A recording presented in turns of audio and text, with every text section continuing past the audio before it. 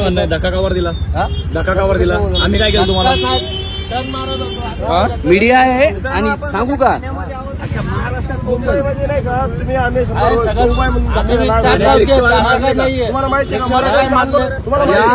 ठाण्याचे रिक्षावाले माजलेले आहेत आणि इथं मुख्यमंत्री रिक्षा चालवून म्हणतात महाराष्ट्राचे मुख्यमंत्री झाले आणि हे मराठी भाषिक असून सुद्धा मुद्दामून मराठ्यांना धक्के देत आहेत. आता आम्हाला उडून हे पुढे जाण्याचं काम करतात. काय नाव आहे तुमचं? प्रकाश रावजी बाबर. हे प्रकाश आणि मुद्दामून हे चढायला यांच्यावर असेच भाषिक फेडले पाहिजेत. हीच भाषा आता आमची मराठ्यांची संपूर्ण महाराष्ट्रातल्या गावगाड्यातल्या मराठ्यांची आहे.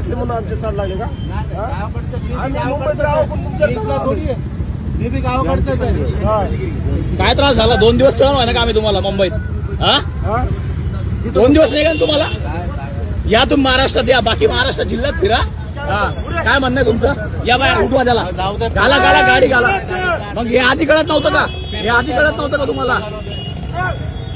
ही गोष्ट आधी कळायला पाहिजे होती. आपल्या गाडीत लेडीज आहे, गाडीमध्ये लेडीज आहे, हे आधी कळायला पाहिजे होतं. आणि बांधवांनो हे संपूर्ण महाराष्ट्रभर व्हायरल करा.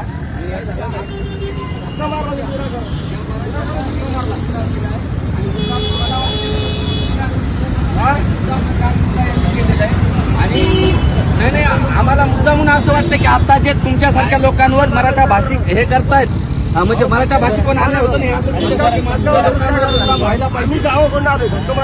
डायरेक्ट मुद्दामून धक्का दिला यांनी आम्हाला. मुंबईमध्ये इथं घ्या काका, साईडला घ्या.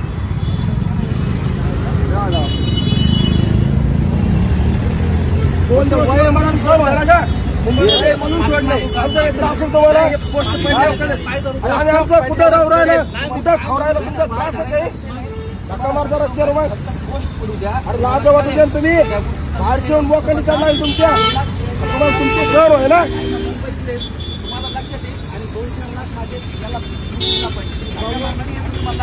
काही गोष्ट नाही आणि आम्ही मुद्दामून ते बोलतोय. मुद्दामून विचार करा. हिंदी भाषिक लोक विचारतात मराठ्यांना तुम्ही जेवले का आणि तुम्ही मराठी असून आम्हाला तुडवण्याचं काम करताय. लाज वाटली पाहिजे या गोष्टीची. काल एक वॉचमॅन होता, हिंदी भाषिक होता, म्हणला बाबा जेवला का, तुला झोपायला व्यवस्था करतो. आणि तुमच्यासारखे लोक इथं आम्हाला मुद्दामून छळायचं काम करतायत. तुमच्यावर हिंदी भाषिक फेडले पाहिजे असे आमच्या निर्माण होते.